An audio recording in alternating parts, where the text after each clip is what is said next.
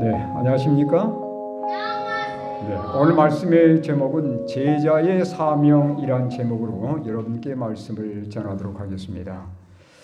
예수님께서 제자들을 선택하셨는데 과연 제자들을 선택하셔서 그들에게 무엇을 기대하시고 그들을 선택하셨는지를 저희가 말씀을 통해서 살펴보도록 하겠습니다. 먼저 마가복음 3장 14절과 15절의 말씀을 제가 읽겠습니다. 이에 12를 세우셨으니 이는 자기와 함께 있게 하시고 또 보내사 전도도 하며 귀신을 내쫓는 권능도 가지게 하려 하심이로라. 여러분, 여기 단순한 말씀이지만 이 말씀 속에 왜 예수님께서 제자들을 선택했는지 그 이유가 등장합니다. 첫 번째 이유가 뭐라고 그랬어요? 자기와 함께 있게 하시고 그랬습니다. 예수님과 함께 있게 하기 위해서 제자들을 선택했다는 말씀입니다. 두 번째 선택한 목적은 보내사 전도도 하며 그랬어요. 두 번째 목적입니다. 세 번째 목적은 뭐라고 말씀하고 있습니까? 귀신을 내쫓는 권능도 가지도록 선택했다는 겁니다. 네. 이 세 가지 목적이 예수님께서 제자들을 부르신 목적이에요. 우리는 물론 12 제자 무리 속에 포함되지는 않지만 우리 모두는 다 예수님의 제자로 부름받은 사람들입니다. 예수님께서 우리 모두에게도 동일한 목적을 가지시고 부르시는 거예요. 하나씩 좀 살펴보도록 하겠습니다. 예수님께서 가장 바라시는 것은 그분과 함께하는 거예요. 제자들의 가장 중요한 사명은 뭐냐면 언제나 예수님과 함께 있는 것입니다. 그분과 함께하는 거예요. 여러분, 함께 할 때 어떤 경험이 있게 될까요? 함께 있어야 물이 드는 것입니다. 다시 말하면 예수님과 함께 있어야 예수님 정신으로 물드는 것입니다. 그분의 강력한 영향력을 본받아서 우리가 예수님을 더욱더 닮아가는 거예요. 여러분, 옛말에 이런 말이 있습니다. 혹시 들어보셨습니까? 근묵자흑 근주자적. 이게 무슨 말이냐면 먹물과 가까이 하게 되면 사람이 새까맣게 물들 수 있다는 것입니다. 네. 붉은색과 가까이 하게 되면 사람이 빨갛게 물든다는 거예요. 자, 여러분, 여기 손가락이 나왔는데 무엇에 물든 것 같습니까? 봉숭아 물들이는 겁니다. 어떻게 했지요? 봉숭아를 잎을 따가지고 그걸 찧어서 거기다 소금을 넣거나 또 명반을 집어넣어가지고 손톱에다 올려놓고 이거 꼭꼭 싸매고 하룻밤 자고 나면 이렇게 물들게 되는 거예요. 그렇습니까? 네. 이게 뭐냐면 함께 있어야 물드는 겁니다. 왜 예수님께서 그분의 제자들을 부르셨는가? 왜 우리를 그분께서 제자로 부르시는가 이거예요. 그분으로 물들게 하기 위한 것입니다. 네. 우리가 성경에 보면 예수님과 최대한 가까이 거하면서 예수님으로 물든 사람들이 상당히 많이 있어요. 그 가운데 한 대표적인 사람을 보겠습니다. 누구냐면 이 사람입니다. 물론 예수님의 12제자는 아니었지만 이 바울은 예수님이 돌아가신 다음에 그가 예수님의 제자로 부름받고서 그는 할 수만 있으면 모든 환경 가운데서 예수님과 가장 가까이 하기 원했던 사람이었습니다. 그 예수님과 가까이 하면서 그의 삶이 완전히 달라졌어요. 여기 화이트인이 준 그 영감의 글에 의하면 이렇게 기록되어 있습니다. 바울에 대한 얘기예요. 그는 더 이상 위대하게 되고자 하는 야망이 없었다. 여러분, 그는 얼마나 야망이 많은 사람이었습니까? 젊은 나이에 산헤드린 회원이 됐어요. 최고의 권력입니다. 그런데 그는 그것에 만족하지 않았습니다. 그는 자신의 모든 재능을 활용해서 더 큰 야망을 가지고 임했던 사람이었어요. 그런데 예수님을 만난 다음에 그의 꿈은 완전히 변화되었습니다. 그는 더 이상 위대하게 되고자 하는 야망이 없었다. 세상적으로 아무리 위대하게 된다 할지라도 거기는 허무함이 있는 것입니다. 네. 우리가 세상에 어떤 권력과 어떤 재물을 얻었다 할지라도 거기는 한계가 있는 거예요. 그 다음에 보겠습니다. 그는 직접 원수를 갚으려 하지 않게 되었고 비난이나 무시당함이나 멸시받는 것에 대하여 민감한 반응을 보이지 않게 되었다. 여러분, 우리는 비난을 받거나 무시를 당하거나 멸시를 받게 될 때 어떤 반응을 일으킵니까? 우리는 아주 민감하지 않습니까? 그런데 예수님을 만난 다음에 그의 삶은 변화되어서 어떤 비난을 받을지라도 어떤 무시를 당한 것 같은 그런 환경에 처한다 할지라도 때론 사람들에게 멸시를 받을지라도 결코 민감한 반응을 보이지 않게 됐다는 거예요.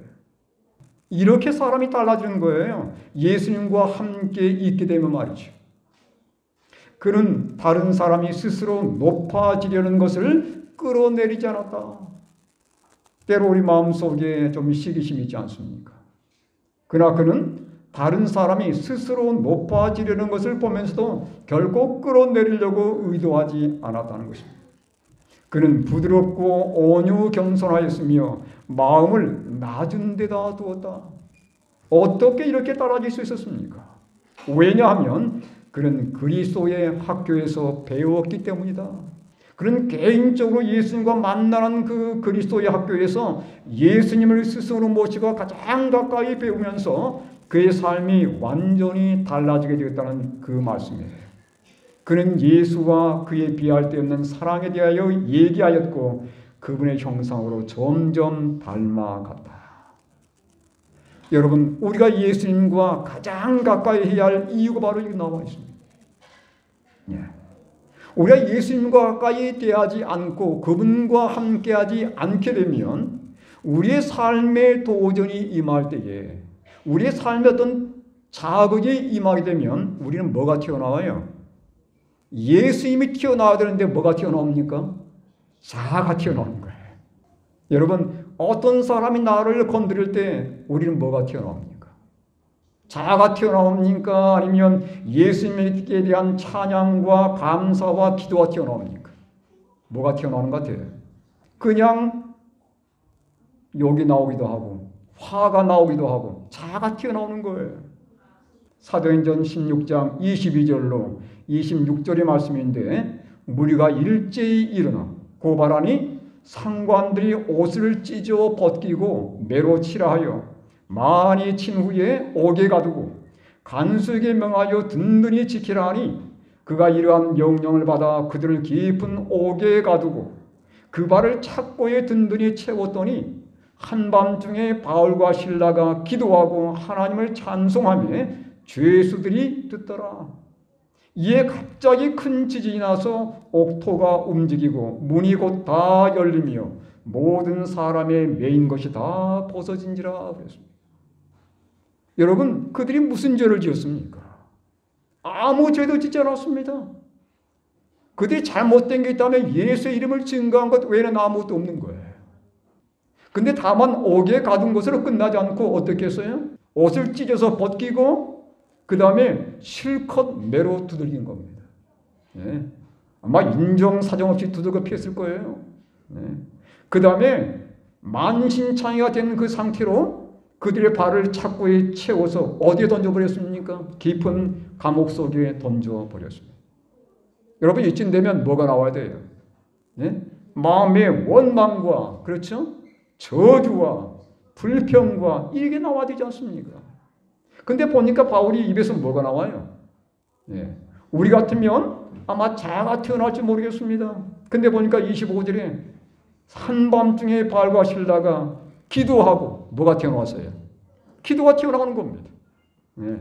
하나님을 찬송하며 찬양이 나오는 거예요. 예. 원망과 불평과 저주와 욕이 나오는 게 아니고 뭐가 나왔어요? 오히려 기도가 나왔고 찬송이 나왔습니다. 이게 바로 뭐냐면 그들의 삶이 예수님과 더불어서 변화되었다는 강력한 증거예요. 예수님과 가까이 있게 되면 예수님으로 물들게 되는 것입니다. 그래서 누군가 그들에게 자극을 보내면 자아가 나오는 대신에 뭐가 나와요? 예수님을 향한 기도가 나와요. 예수님을 향한 찬양이 나와요. 예수님을 향한 감사가 나오는 겁니다. 예. 그리할 때 어떤 놀라운 일이 벌어집니까? 여러분, 기적은 그때 일어나게 되어 있습니다. 예? 일반적인 사람들은 원망과 저주와 욕과 화가 나와야 할 그 순간에 기도가 나오고 찬양이 나오고 감사가 나올 때 그 주변의 환경이 순식간에 변화되는 거예요. 여러분, 감옥에 어떤 일이 벌어졌습니까? 감옥문이 흔들리면서 다 문이 열려버렸습니다. 그 다음에 각자 발과 손에 차고 있던 모든 이 족쇄들, 착고들이 완전히 그냥 풀려져 버린 거예요. 갑자기. 예.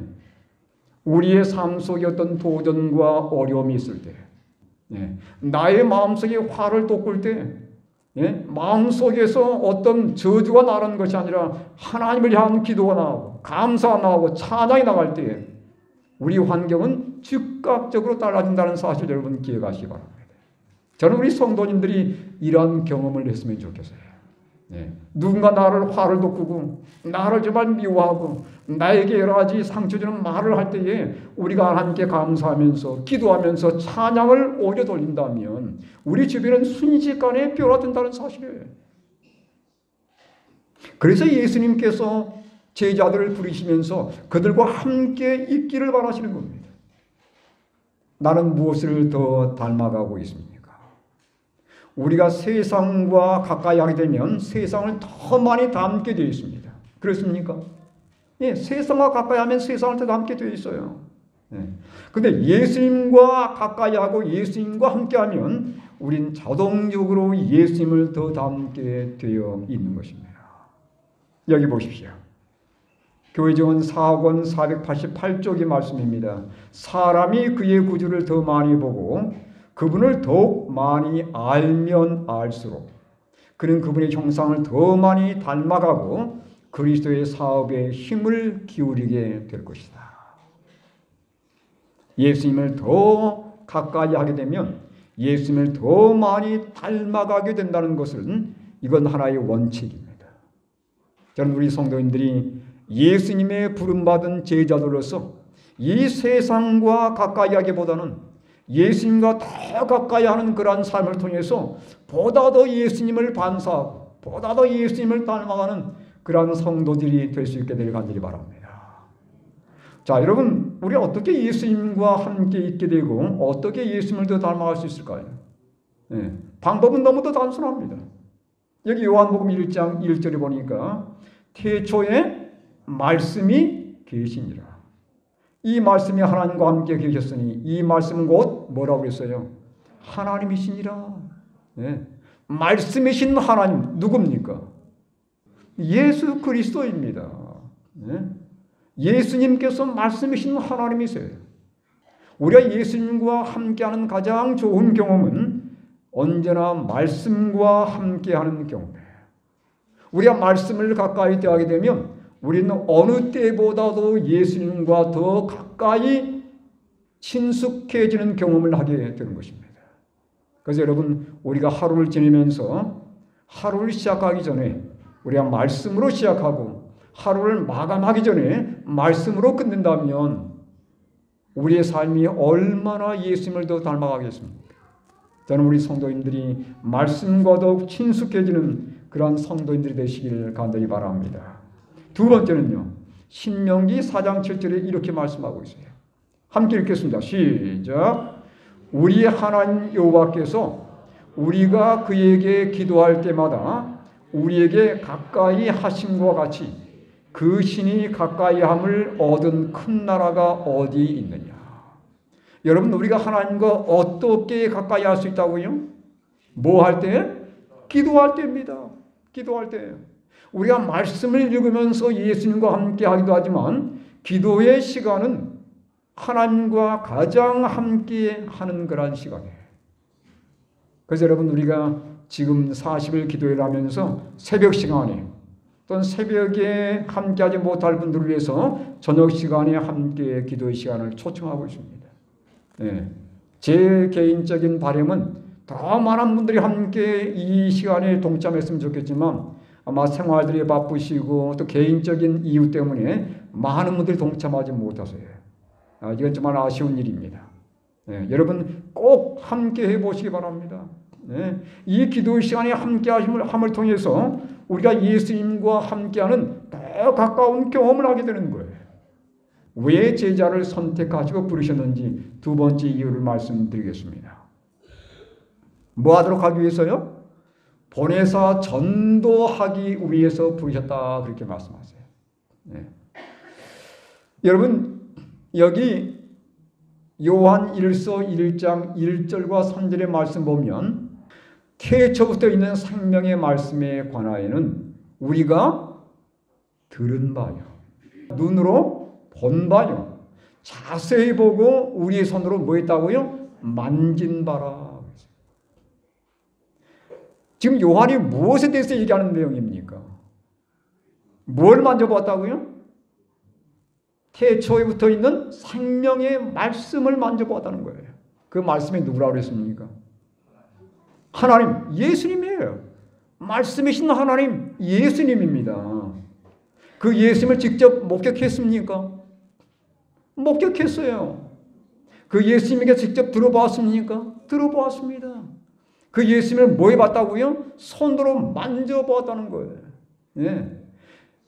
요한이 손으로 만져봤던 그 예수님이 다만 인성을 가진 예수님이 아니라 태초부터 이 세상을 만드신 생명의 하나님이었다는 사실을 고백하는 내용이에요. 이건 엄청난 사건입니다. 그 생명의 하나님을 만져보았다는 거예요. 이건 얼마나 놀라운 특권입니까? 그 다음에 뭐라고 얘기하냐면 1장 3절이에요. 우리가 보고 들은 바를 너희에게도 전하면. 이게 바로 뭐예요? 이게 바로 전도하는 것입니다. 자기가 경험한 바를 남에게 증거하는 거예요. 내가 예수를 만나보았다는 겁니다. 그 예수님이 이 온 우주의 하나님이신데 내가 그 예수를 만져볼 수 있는 놀라운 기회를 갖게 됐다는 거예요. 그 경험을 지금 얘기하는 거예요. 누구한테요? 독자들에게. 이게 바로 뭐냐면 전도하는 것입니다.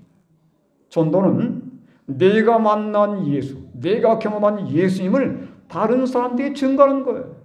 내가 성경을 펴가지고 그들에게 일들이 안식일이 무엇이고 일요일이 어떻고 다 가르칠 필요 없어요. 가장 중요한 것은 내가 경험한 예수님을 증거하는 거예요. 내가 이렇게 어려운 때에 예수님을 만났고 그 예수님을 통해서 내 삶이 완전히 변화되었음을 그들에게 증거하는 것이 최고의 전도라고 하는 것입니다. 여러분 사마리아 여인이 그랬습니다. 요한복음 4장 28절에 30절에 보니까 여자가 물동이를 버려두고 동네로 들어가서 사람들에게 이르되 내가 행한 모든 일을 내게 말한 사람을 와서 보라. 이 여인이 우물가에 왜 나갔어요? 물을 깃기 위해서 나갔습니다. 물을 기르러 갔다가 누구를 만났어요? 예수님을 만난 거예요. 예수님과 대화를 하다 보니까 이분이 진짜 메시아예요. 그 메시아를 만난 감동에 겨워가지고 그가 지금 우물가에 물을 기르러 왔다는 것조차 잊어버린 상태로 물동이를 우물가에 팽개치고 어떻게 했습니까? 마을로 뛰어들어가서 사람들에게 예수님을 소개하는 내용이에요. 경험을 얘기하는 겁니다. 이게 바로 전도하는 거예요. 여러분 전도를 너무 어렵게 생각하지 마시기 바랍니다. 여러분의 친구들에게 내가 과거에 이런 경험이 있었는데 내가 한 분을 만났어. 그 예수님을 통해서 내가 변화된 거야. 내 마음은 지금도 너무도 편해. 이게 전도하는 거예요. 여기 거라사의 두 광인도 마찬가지입니다. 마가복음 5장 19절을 보니까 허락하지 아니하시고 그에게 이르시되 집으로 돌아가 주께서 네게 어떻게 큰 일을 행하사 너를 불쌍히 여기신 것을 네 가족에게 알리라 하시네. 전도는 뭐 하는 거예요? 내가 만난 경험을 예수를 만난 그 경험을 얘기해 주는 겁니다. 그래서 청년에게 보낸 기별 44쪽에 보니까 이렇게 언급하고 있습니다. 우리가 주의 신실하심을 고백하는 것은 그리스도를 이 세상에 나타내기 위한 하나님의 택하신 방법이다. 우리는 옛날의 거룩한 성인들을 통하여 나타난 하나님의 은혜를 인정해야 한다. 그러나 가장 효과 있는 것은 뭐라고 했어요? 우리 자신의 경험을 간증하는 것이다. 사람들 마음속에 감동을 끼치면서 나도 한번 예수를 믿어볼까? 이런 마음을 갖게 하는 것은 뭐라고요? 나의 경험을 나누는 것입니다. 가장 효과 있는 것은 우리 자신의 경험을 간증하는 것이다. 이렇게 말씀했어요. 여러분, 우리 주변에 내가 아는 사람들에게 내가 만난 그 예수님의 사랑을 증거하셔서 그들을 예수님께 초청하시는 우리 믿음의 백성들 되시길 간절히 바랍니다. 세 번째입니다. 왜 예수님께서 제자들을 부르셨는가? 세 번째 이유는 이거였어요. 귀신을 내쫓는 권능도 가지도록 하기 위해서라는 것입니다. 여러분, 귀신 들린 사람 보셨습니까? 만나보셨어요? 귀신 들린 사람이 어디 있던가요? 많습니다. 우리가 몰라서 그래요. 여러분, 여기 보시면 여기 성경이 뭐라고 말씀하냐면 마태복음 8장 16절에 저물매 사람들이 귀신 들린 자를 많이 데리고 예수께 오거늘. 여러분, 예수님 당시만 말하겠습니까? 오늘날은 어때요? 귀신 들린 사람 안 보이던가요? 왜 사람들이 사람을 잔인하게 죽여요? 사람이 맨정신 가지고 사람을 그렇게 악랄하게 죽일 수 없는 거예요. 예수님께서는 어떻게 귀신을 추방하셨는가? 말씀으로 추방하셨습니다. 그러니까 우리가 말씀을 붙잡게 되면 우리가 귀신에서 노임받을 뿐만 아니라 귀신의 세력을 이길 수 있다는 얘기예요. 왜 귀신 들릴까요? 이것 때문에 귀신 들립니다. 고린도전서 10장 20절. 무릇 이방인의 제사하는 것은 귀신에게 하는 것이에요. 하나님께 제사하는 것이 아니니 나는 너희가 귀신과 교제하는 자가 되기를 원하지 아니하노라. 혹시 여러분 가정에서 제사 드리십니까? 그 귀신하게 드리는 거예요. 이게 귀신과 교제하는 하나의 방법입니다. 여러분 그거 끊으셔야 돼요. 제사를 드리거나 점을 치거나 구슬을 하는 것은 우리가 귀신에게 점령당하는 비결입니다. 혹여라도 우리의 생활 속에 여전히 이런 습관이 남았다면 이거 끊으셔야 됩니다. 두 번째요. 왜 귀신 들리는가? 여기 로마서 13장 12절 13절의 말씀이에요. 밤이 깊고 낮이 가까웠으니 그러므로 우리가 어둠의 일을 벗고 빛의 갑옷을 입자. 낮에와 같이 단정히 행하고 뭐 하지 말자고요? 방탕하거나 술 취하지 말며 음란하거나 호색하지 말며 다투거나 시기하지 말고. 이게 바로 뭐냐면 어둠의 일들이에요. 쉽게 말하면 마귀가 좋아하는 일들입니다. 왜 많은 사람들이 귀신 들리냐면 부도덕과 부절제로 마음과 육신이 허약해질 때예요. 여러분, 사람이 부도덕에 빠지고 부절제에 빠지면 잠을 안 잡니다. 음식을 안 먹어요. 게임 중독에 빠지고 도박 중독에 빠지고 하면 사람들이 부도덕하고 부절제하게 돼요. 또 도덕적으로 부패해지게 되면 사람들이 정상적인 생활하지 않습니다. 이 사람들이 아주 쉽게 귀신 들리는 거예요. 그 한 예가 있습니다. 누가복음 8장 2절에 보니까 예수님께서 누구를 고쳐준 장면입니까? 여인을 고쳐준 장면이에요. 누구예요? 막달라 마리아. 이 여인은 부도덕에 빠졌어요. 자기 몸을 파는 부도덕에 빠졌습니다. 예수님께서 7귀신을 쫓아내겠다고 말씀하셔요. 그러니까 우리가 부도덕에 빠지게 되면 귀신 들릴 가능성이 너무도 많은 겁니다. 마지막 하나님의 백성들이 이것들에서 멀어져야 되는 거예요. 단호하게 끊어야 되는 것입니다. 세 번째, 왜 귀신 들리는가? 마태복음 12장 43절로 45절 말씀 보겠습니다. 더러운 귀신이 사람에게서 나갔을 때에 물 없는 곳으로 다니며 쉬기를 구하되 쉴 곳을 얻지 못하고 45절. 이에 가서 저보다 더 악한 귀신 7을 데리고 들어가서 거하니 그 사람의 나중 형편이 전보다 더욱 심하게 되느니라. 이 악한 세대가 또한 이렇게 되리라. 어떤 경우입니까? 복음을 듣고서 죄를 일순간 중단했지만 예수님의 음성에 굴복하지 않게 되면 예전보다 훨씬 더 심각해지는 거예요. 여기 말씀 보겠습니다. 오늘날과 같이 그리스도의 시대에도 사단의 지배를 한동안 끊어버린 것처럼 보이는 사람들이 많이 있었다. 하나님의 은혜를 힘입어서 그들은 영혼을 지배하던 악령에서 벗어났다. 그들은 하나님의 사랑 안에서 기뻐하였다. 그러나 그들은 그리스도께서 마음에 거하실 수 있도록 하나님께 날마다 자신을 바치지 않았다. 일단 죄된 습관은 끊었습니다. 근데 그런 상태에서 끊임없이 예수님께 자신을 내어드리지 않게 되면 조금만 더 시간 지나면 어떻게 돼요? 다시 더 심각한 상태에 빠진다는 얘기예요. 네. 그러니까 일단 끊은 다음에는 어떻게 된다는 얘기입니까? 예수님 말씀에 굴복해야 된다는 말이에요. 마지막 예수님의 약속을 보겠습니다. 마가복음 16장 17절에 믿는 자들에게는 이런 표적이 따르리니 곧 그들이 내 이름으로 귀신을 쫓아내며 새 방언을 말하며. 여러분, 예수님의 이름을 진실로 마음속에 믿고 그분의 이름을 힘입게 될 때에 우린 귀신을 내 삶에서 몰아낼 뿐만 아니라 다른 사람들의 삶에서도 몰아낼 수 있다는 그 말씀입니다. 여러분, 이것은 바로 육적인 그리스도인들에 대한 언급이 아니고 여기 믿는 자들은 영적인 그리스도인들을 말하는 거예요.